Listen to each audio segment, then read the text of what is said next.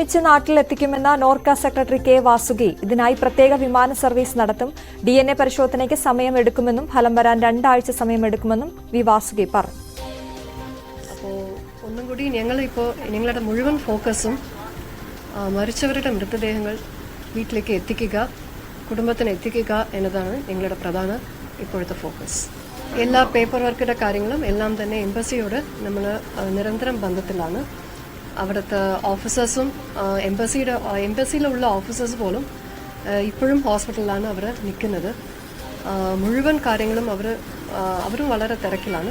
മുഴുവൻ അവരും കുടുംബത്തിനും അവിടുത്തെ സ്ഥലത്തും ഹോസ്പിറ്റലിലുമാണ് അവർ ഇരിക്കുന്നത്. ഒരുമിച്ച് ഇവിടെ ഒരു സ്പെഷ്യൽ ഫ്ലൈറ്റ് തന്നെ ഗവൺമെൻറ് ഓഫ് ഇന്ത്യ ഏർപ്പാട് ചെയ്തിട്ടുണ്ട്.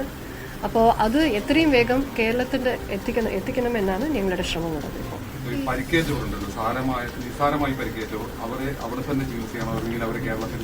അവിടെ തന്നെയാണ് ചികിത്സ. ബിക്കോസ് അവരെല്ലാവരും ICUലാണ് ഉള്ളത്. അവരെ ഇപ്പോൾ ട്രാൻസ്ഫർ ചെയ്യാനുള്ള ആ ഒരു സ്ഥിതിയിലല്ല. അവർ 9 പേരാണ്. അതിലിപ്പോൾ 3 പേര് മരിച്ചു, 3 പേര് മരണപ്പെട്ടു. 9 പേരാണ് ഹോസ്പിറ്റലിലേക്ക് കൊണ്ടുപോയത്. അത് തീർച്ചയായിട്ടും ചെയ്യും. അപ്പോൾ ഒരുപാട് ആൾക്കാരുടെ മൃതദേഹം നമുക്ക് പരിചയപ്പെടുത്താൻ സാധിക്കുന്നില്ല. അപ്പോൾ അത് DNA ടെസ്റ്റിംഗ് എന്തായാലും ആ പ്രോസസ്സ് തന്നെ 1-2 ആഴ്ച എടുക്കും. അപ്പോൾ അത് നമുക്ക് അതും വേഗത്തിൽ ചെയ്യാം. അത് എംബസി ആ കാര്യങ്ങൾ നോക്കുന്നുണ്ട്.